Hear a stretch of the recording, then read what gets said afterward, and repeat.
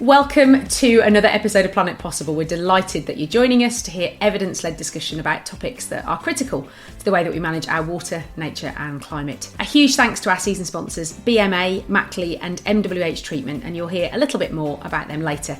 We're really grateful for their support in helping us bring the pod to you. And if you're new to Planet Possible, I'm Nikki Roach. I'm an enthusiastic connector of people and ideas and a fellow of CIWEM, the Chartered Institution of Water and Environmental Management. So in today's episode, we're exploring heat networks. And as we think about the energy mix that we want in the UK moving forwards, heat networks could play a really interesting role. You might be familiar with the concept, but we're going to start with first principles and then hear about an innovative approach to recovering heat from our sewers. So to help us navigate this topic, I'm joined by a real expert in this space and the Chief Officer for Climate, Energy and Green Spaces at Leeds City Council, Polly Cook. So welcome to Planet Possible, Polly. I'm delighted that you're joining us. Thanks very much for having me, Nikki. Let's start at the very beginning if we can, Polly. What is a heat network? The most basic way of explaining it is if you think about your home heating system. So we have a heat interface unit, which in a house is the gas boiler, and then you have pipes running around your house. If you imagine that on a city scale, it's exactly the same. So we have pipes running around the city, transporting heat, connects to a building with something called a heat interface unit, and it takes the heat from that system and heats the individual buildings.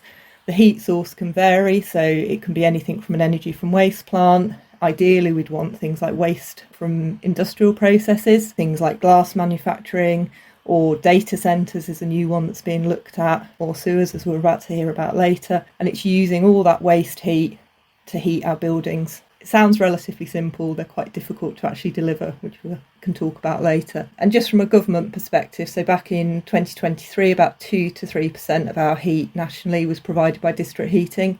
And the ambition is by 2050, when we have our net zero goal as a country, we're aiming for 20% of our heat to be provided by district heating. So there's a real growth plan in place. That's a ginormous acceleration, isn't it, really, from where we are at the moment? So very keen to hear about that. So for our deep dive interview, as you just mentioned, we're joined by David Riley, who's Head of Carbon and Climate Adaptation at Anglian Water, and Michael Avant-Smith, who's the Senior VP for Decarbonisation and Growth Strategy at BMA. And we're going to hear about a really innovative project called Torch, which is aiming to shine a light on recovering heat from sewers. So let's hear from David and Michael. David, Michael, a very, very warm welcome to Planet Possible. Yeah, hi Nikki, and thank you for arranging this and the invite. Yeah, thanks Nikki, great to be here. Tell me what Torch stands for and what it's aiming to achieve, David. It actually stands for Tool for Optimising Decisions for Recovery of Sewer Catchment Heat. And we can break that down into the three component parts for what it is. Basically, it's a tool. It's to optimise decisions to recover heat from our sewers. Give me a little bit of a sense of how much of an opportunity that is, because I would imagine for listeners who are not familiar with wastewater, talk to me about how that is even an opportunity in our sewers. If you think about the natural byproduct about what goes down the drain and what is flushed down the toilet, there is normally a heat associated with that. And that heat is contained within the sewer. It's an important part of actually the treatment process as well. Within our society, we have a demand for heat, and how we generate heat in society is generally from fossil fuel sources, and that emits carbon into the atmosphere. So if we can extract ready-made heat that already exists, that is generally lost to the environment, is classed as a waste, that means that we are closing the cycle in terms of avoiding those carbon emissions in the future. And in terms of scale, when we were developing the project, we estimated, and this is a high-level estimate, around about 3.6 million tonnes of carbon that can be saved through the opportunity of obtaining heat. Now, that's a massive number, and it probably was fairly meaningless, but it's actually not far off the total emissions from the water sector across the UK right now. So it just gives a really good sense of scale in terms of the opportunities that do exist in this space. Now, will this Torch project deliver 3.6 million tonnes? No, it won't. But what it does do, it just shines that light on the scale of opportunity that does exist. Michael, from your perspective, how are you involved in Torch? So we've really playing a central role in terms of the foundational platform. That's the technology platform that brings all the different sources of information, all the different data together into one place so that we can understand, what that looks like in terms of the distribution of heat across the wastewater networks, both individual companies, but more broadly as well, because this is really looking at the sort of national potential of wastewater heat recovery as well, not just a specific area. It's really looking at that potential. Then we're working with other partners to actually understand the recovery of that, what that actually looks like from a technical perspective and the practicalities of recovering that heat. And then what we're doing is matching that into the energy system to say it's all very well having the source of heat, but how could you effectively use that as part of the overall energy system? Because obviously when we're talking about that heat recovery, we're talking about replacing heating from other sources. So that could be from fossil fuels, traditional boilers. It could also be as an alternative to heat pumps, which obviously are seen as a very efficient way of providing heat.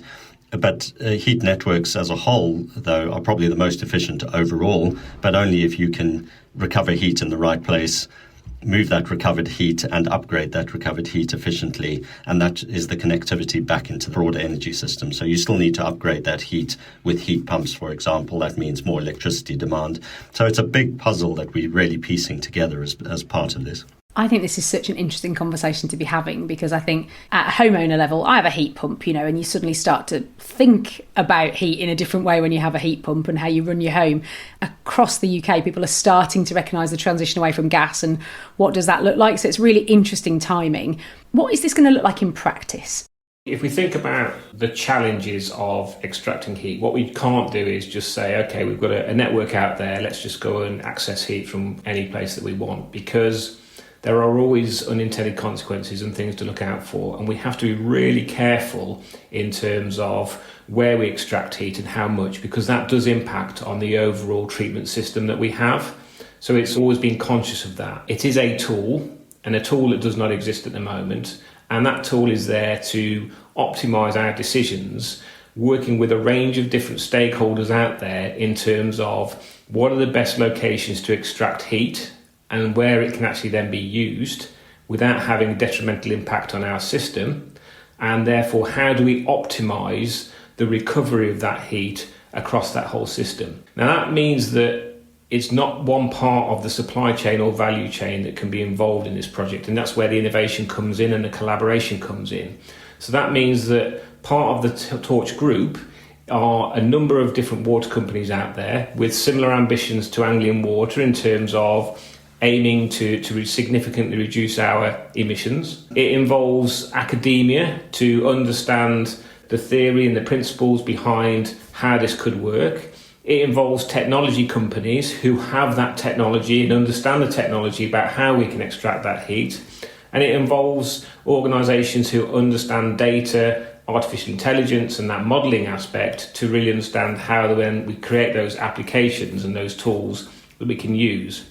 Once that's then in place, it means that then that is accessible to a range of different stakeholders, including local councils, government groups, etc., where we're making those policy decisions, where we're making those tactical investments that we need to ensure that we are thinking very differently. And it's almost having that systems lens that comes to play. So rather than just thinking about heat in isolation, it's about thinking from a systems point of view, where in society are we using heat, where can we access it, how are we using that heat, when are we using it, and then where's the access to low carbon heat and low cost in comparison to how we generate heat right now. There are a lot of big questions in there, and I think probably the word system is doing a lot of heavy lifting, isn't it? Because there's a huge amount of systems thinking. Michael, I'm guessing that's where your technology comes in to try and help answer some of those questions that you definitely can't do with just an Excel spreadsheet. So give me a sense of how you even begin to knit together all of those different strands of information and those different needs and try and kind of make some sense of what is a very complicated landscape with lots of different organisations involved. The two words that David used are key. The one is a systems approach and the other one is collaboration. From a systems perspective, this is more than just a whole systems approach. This is actually a system of systems approach because it is the wastewater system and understanding the impacts of that and the potential and ways of recovering.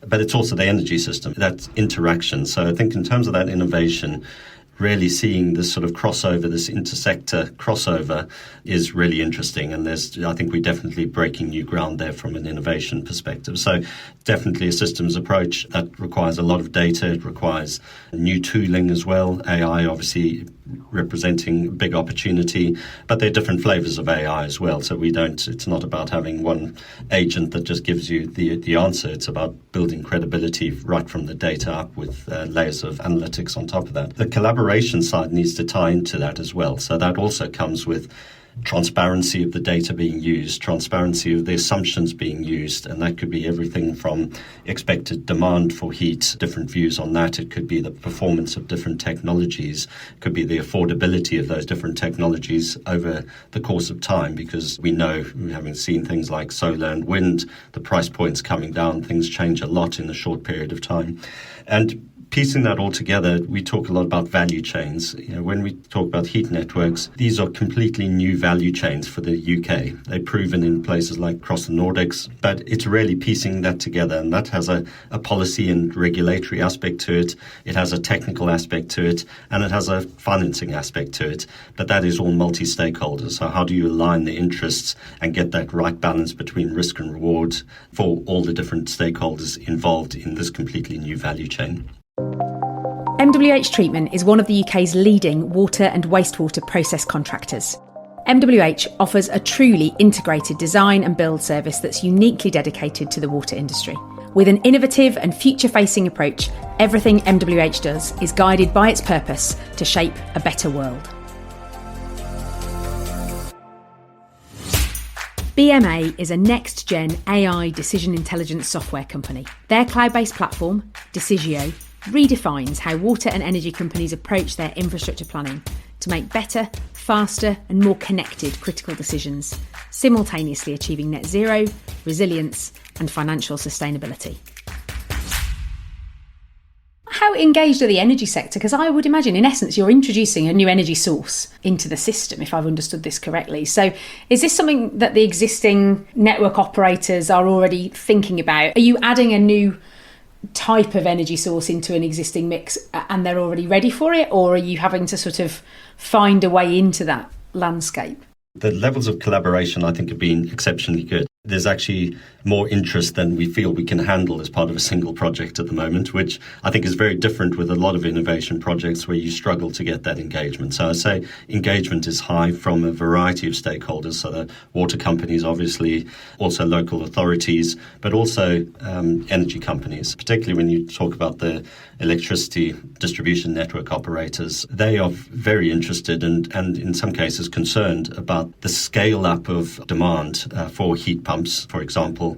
So anything that they can understand that will maybe take some of that load off or shift the load, they're very interested in understanding. So I think those levels of engagement will only increase.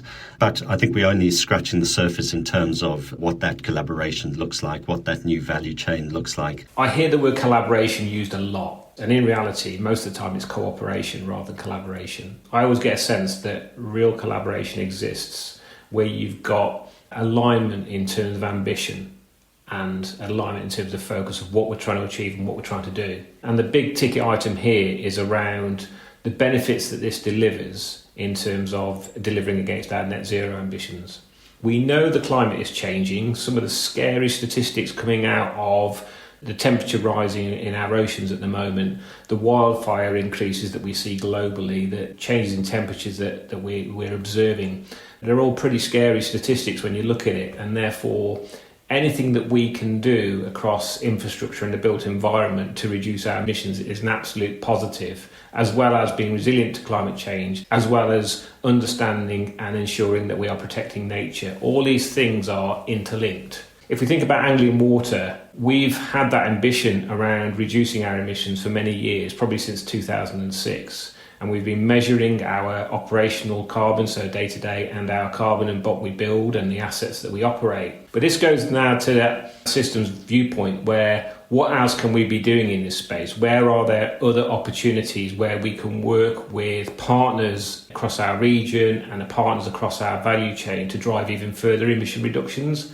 And I see that same thing happening within the energy field as well. So I'm fortunate enough to sit on a number of different industry groups, which include for power companies, it includes for gas organisations, and their ambitions in this space as well. So where they see opportunities to reduce emissions, they are talking to us and we are talking to them for that collaborative piece. So a good example of that is around where we're looking at biomethane, so green gas being injected into the gas network to replace natural gas. Again, that's a real intent in terms of different type of heat, a different solution, but there's not just one answer to this. It's multiple answers and multiple actions that we need to take where we can actually reduce that use of fossil fuels going forward in the future. That sounds complicated to a layperson like myself. There's a lot of things that are connected. Listeners will know one of my favourite phrases is everything is connected, and it feels like in this case it really is, but there might be lots of very localised solutions. So I guess that's probably, Michael, where you are coming in to try and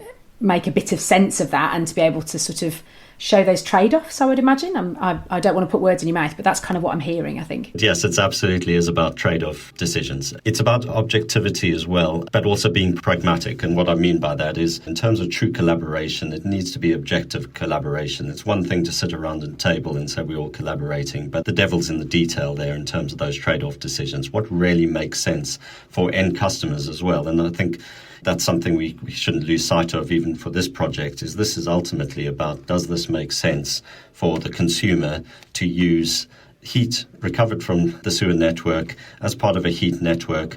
Is that going to be a better, more reliable, and importantly, more affordable? Because affordability, that's obviously what we're testing here as well. It's not just technically will this work, but does this make sense for the consumer as a compelling proposition that means levels of decarbonisation, but hopefully more affordable heating. That's obviously what we're hoping will come out of this. But in order to do that, you've got to understand all the moving parts, all the optionality in the system, all the different vested interests, and get better alignment. So, I don't think we see this as a silver bullet. This is a starting point of bringing that objectivity and clarifying those trade-off decisions so that we can have a sensible conversation as the next step. So we're at that innovation stage. We're hoping that moves quickly into something that's implementable, but we are just at that first step. That is still bringing visibility where there is none at the moment. So that's the important part. I have so many more questions. I feel like I might need a separate conversation with you outside of the pod because it's fascinating. So if I'm understanding this, I guess you're testing proof of whether it's possible to model and connect all of these things together. Also to try and understand commercially how that might stack up. I'm assuming you're also then thinking about, well, who pays? Because it sounds like you've got a really wide spectrum of organisations involved in this. This is proper circular economy thinking, isn't it? You've got water companies who've got a product here, if you like, which is waste heat.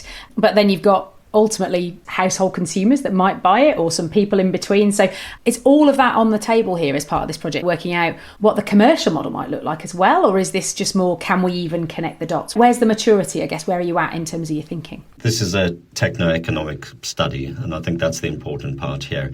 You've got to consider what's technically viable, how do the technologies fit together, but also the commercial models. How does this get paid for? It will involve significant investment across that complete value chain, from recovery all the way through moving that heat, upgrading that heat, distributing that heat to different users. And there's a crossover, obviously, with the emerging new regulation around heat networks, an area that hasn't been regulated previously. What that regulation is going to do is bring some certainty for investors as well, because it will set the ground rules. But there are all these moving parts, but certainly from a project perspective, that techno-economic analysis and understanding those techno-economic trade-offs is really central to what we're doing with this project.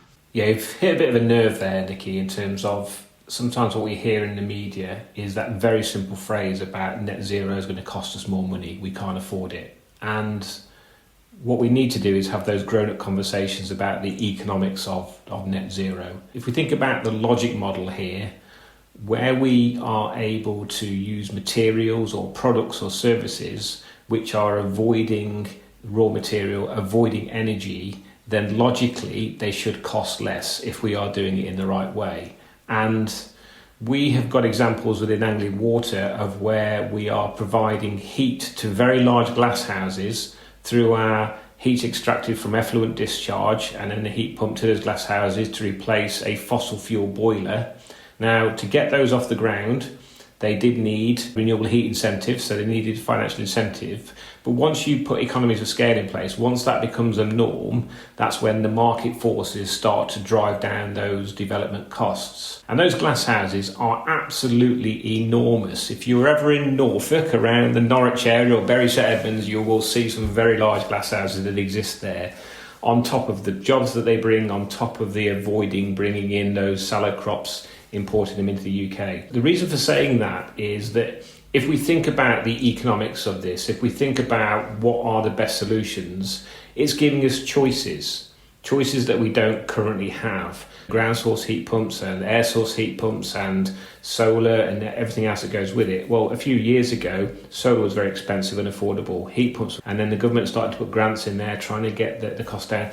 This is the same example. How can this work for us to extract something that would be wasted, because it's not a waste, heat is not a waste, and therefore use that in a commercially viable way? That's where we're trying to get to, because it's not always viable in all circumstances. But what this is trying to do is understand from an optimization point of view, where is it applicable from a supply and demand perspective. And I think I would also add, there's a cost if we don't do some of this as well. And actually it's factoring that in as well, isn't it? Which is if we start to see 2 degree and above rises, there will be an immediate impact on all of our GDPs alongside lots of other, people's homes will be more flooded. So there's also, I don't mean to be too macro, but there is that element of doing nothing is also a decision, isn't it? If this works well, what does scaling look like? In terms of scalability, that is why running this through as an Ofwat Innovation Fund is fantastic, because what that allows us and pushes us to do, quite rightly so, is understand how we can raise awareness of this project, which, this podcast really starts that conversation very early on in the project. The reason why we've got that funding is that we are going to be sharing the results. We are going to be working with lots of academia in this to prove the concept,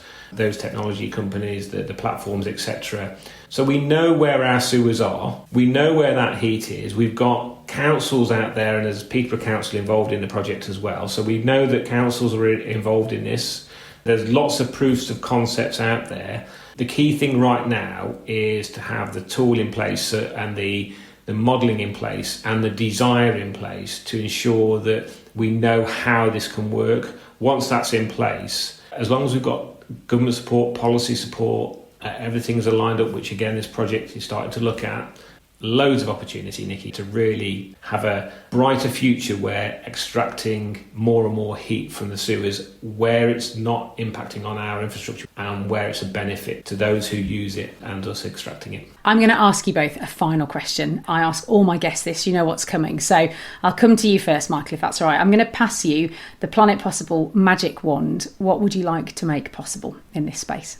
When I'm standing in the shower and watching all that hot water go down the drain, I'd love to think that that's being used somewhere else effectively. I think that encapsulates what my wish would be. That's lovely. It really brings it to life as well, because that's exactly it. That's where some of this heat is coming from, isn't it? It's just all of those activities that we do and then it goes down the drain without thinking. Amazing. Brilliant. And David, what would you do? It's just something that's always on my mind, and it's around the urgency piece. And if I had that magic wand, I would take away that 2050 that we talk about a lot, because that gives the mindset that we can start taking action in 2050 rather than actually 2050, as Chris Stark has mentioned when he was the Climate Change Committee, is the point when we stop damaging our planet, when we have stopped emitting carbon. So I would take away that and bring forward that urgency in terms of we need to be taking action right now. I love it. Very clear. We've had Chris on the podcast in the past and heard from him directly. I think he would be echoing what you're saying very loudly, really. That's too late. Got to start thinking now and doing. Brilliant. Thank you so much for joining me on this episode of Planet Possible. Thanks, Niki. Thanks, Niki. Mackley is a civil engineering contractor specialising in water sector infrastructure, coastal projects and river works. Striving for a sustainable future, Mackley helps communities prepare better for climate change, maintain water security and enhance biodiversity. With a proud 98-year history, Mackley continues to skillfully tackle the most challenging and complex projects in water. OK, Polly, so what are your initial reflections on what you heard from the interview with David and Michael? Really interesting. It's obviously got great potential, and the more waste heat we can find and release into the system, the better, and it will help achieve that government target. And I think some of the questions you asked about commercialisation were really relevant. That is one of the big challenges with district heating. It's a massive infrastructure investment. So you need sort of regulation in order to make sure that when you build these networks that you will have an end customer. That kind of regulation side is really important. And it takes me back a little bit because in a way when we delivered our district heating network in Leeds, it was probably slightly easier because we had a dedicated heat source, which was our energy from waste plant. So our challenge was not about how we secure the heat, that was already done. Ours was about how we got the heat from outside of the city into the city centre to where there was the heat demand, because actually where our plant is built there wasn't a heat demand, whereas obviously what they're looking at is quite different because actually the heat source could come from a number of different places and obviously in quite a heavily populated area. Tell me a little bit about the network in Leeds, because as a Leeds resident I saw some big pipes going in the ground, but I don't know a lot more about it, so I'm really interested to know. Tell me a bit about the project. Well, there's 30 kilometres of pipes in the city as part of Leeds Pipes. So Leeds Pipes is the brand name of our district heating network. It's connected to the energy from waste plant out to the east of the city, and that's where all the black bin waste from the city is taken and burnt. It produces electricity, but also produces waste heat. That waste heat is then piped into the city centre, and currently it heats 4,100 residential properties, and that could be student flats, social housing in tower blocks, but also 29 non-domestic buildings. So things like our really amazing historic buildings like the Civic Hall, Town Hall, the Art Gallery, all of those are heated by district heating. And that's one of the great benefits for us, is that actually those buildings would have been really difficult to decarbonise. So actually having that heat just available has made that much, much easier. We invested over 60 million in the heat network, so it's not a cheap project, but we've had funding support from the Combined Authority, from central government, even from the European Development Fund when we first started. And then the council's probably invested about 50% of that money because there's a business case behind that to support it, as well as the sort of environmental benefits. So we've saved about 6,500 tonnes of carbon a year, and obviously that will grow as more and more people connect. There's been social benefits associated with it as well. So it's supported 430 green jobs, 30 apprenticeships. Over half of that money has been spent in Leeds. Picking up on that point from the interview earlier about net zero being a cost and seen as a negative, actually there's been loads of positive that has come from that network, and it's seen as a real flagship project in the city. And are Leeds quite pioneering in this space? Or I guess when you were starting to think about Leeds Pipes, you did a bit of a horizon scan as to what else was out there, who else is doing this. Give me a sense of how cutting edge this is, or whether actually the UK is a bit behind the curve. Yeah, no, it's a really interesting one, because when we started, we had lots of people like developers and things who were really nervous about the technology and would it work. But actually places like Scandinavia have been doing it for decades. You know, they're refining it and improving how they do it, but the technology is so proven. And there are networks scattered around the country. I think Southampton's got one connected to geothermal energy. There's been some connected to energy from waste around the country, but they're older networks. Ours was one of the new generations, so there hadn't been this big development and focus on district heating networks. So ours was one of the first to really start that second revolution in it. But it's certainly not cutting edge in terms of new technology. But the big challenge is how you get all the pieces to come into place in terms of investment and commercialisation, planning policy that you have within your own place and happening nationally. You mentioned briefly that more customers will connect moving forward. So just give me a sense of scalability, I guess, when we think about Leeds Pipes. How do you scale these kind of networks? How does that work? The limiting factor is the amount of heat available and the size of the pipes. There's two limiting factors really. If you think about the ways that customers use heat, they don't use it steadily 24/7 over the day. So when you develop a network, what you really want is a real mix of customers. So if you have all domestic customers, the use will be on an evening. If you have things like a hotel or a swimming pool, it's great because you have more steady usage. So you really want to try and get a mixed heat base, and that allows you to use your network the most efficiently that you can. For us, we're still quite early days. I think we're probably about 15 to 20% of the heat being used. We have to have backup boilers because it's really important. So when you sell new technology, the first question everyone asks, what happens when it breaks? What's the resilience? So we have a separate energy centre that's away from the energy from waste plant that can provide the same heat, but that currently only provides about 2 to 3% of the heat that we use. So the majority comes from the waste heat. The plant shuts down for 2 weeks a year, but we time that so it happens at the lower demand time. So scalability, there's loads of potential, and you can interconnect networks. So you're not limited to your own network either. You can look at other potential networks as well. And is that something that you could see being a possibility here in Yorkshire? Are there other heat networks in the pipeline, excuse the pun? Yeah, so we're really lucky actually in Leeds. So we've got a new Infinium, which is an energy from waste plant that's been built even further east than ours, and they are currently exploring a heat network. And so there's potential. So when I talked about the gas, that would be an option that actually they take over at the point that the other plant shuts down. So it allows us just to rely on the energy from waste. And then we are currently the first city to go out for a procurement for a zonal partner as part of the advanced zoning programme that the government's running.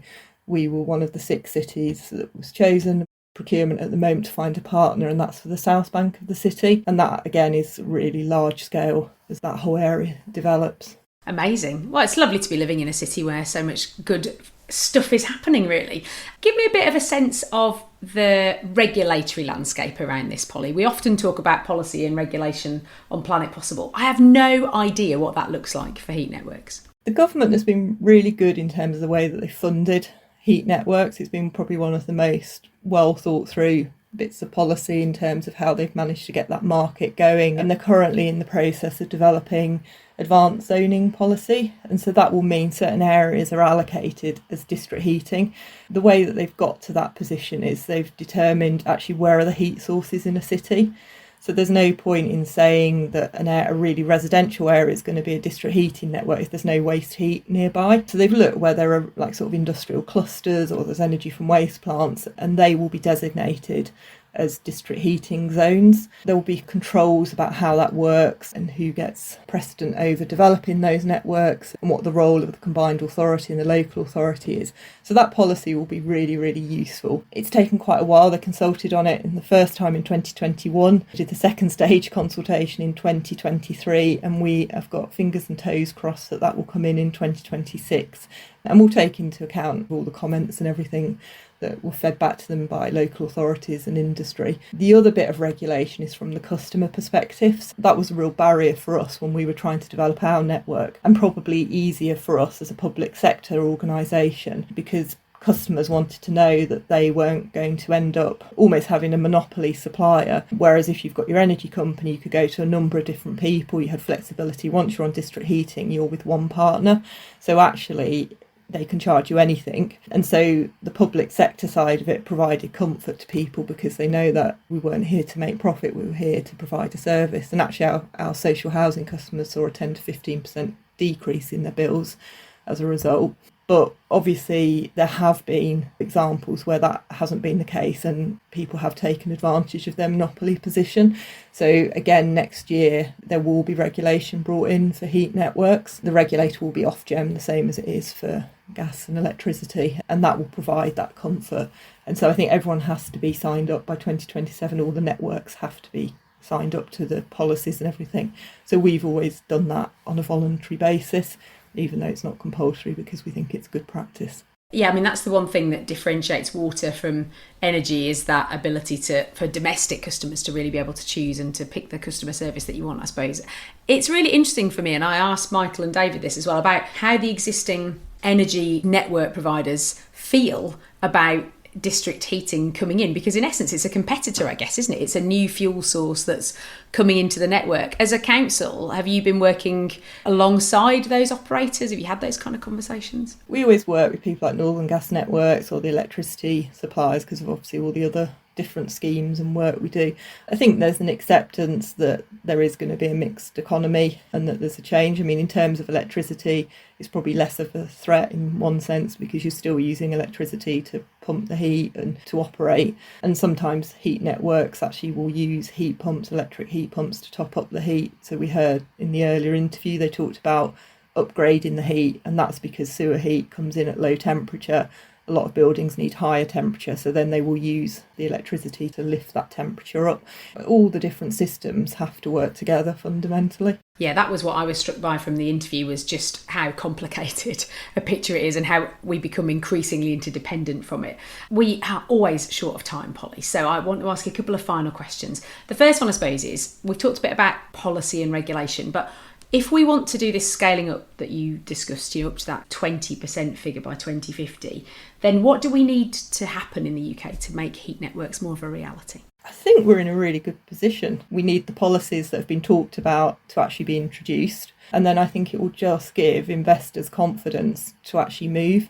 And there's lots of different networks. There's ones in Merseyside, there's Lancaster, up in the northeast. London's got a massive network that's called the Swan Network in Westminster. So there's loads happening in this area, but I think there's always a bit of tentativeness all the time. You've got policy that hasn't finally come in. So for me, just doing that final bit of the journey is really fundamental now.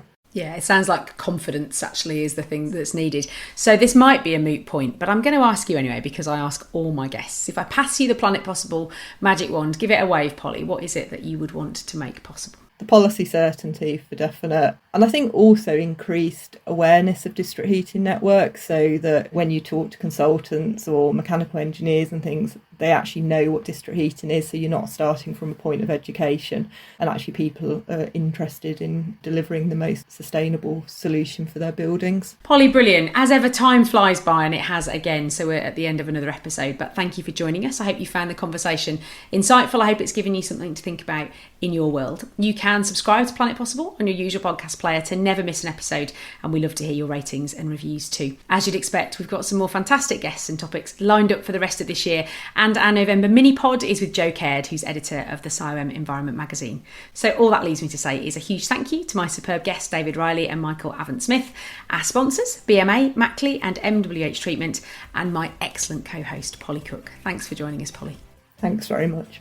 That's it, everyone. Stay curious, stay connected, and we'll see you next time.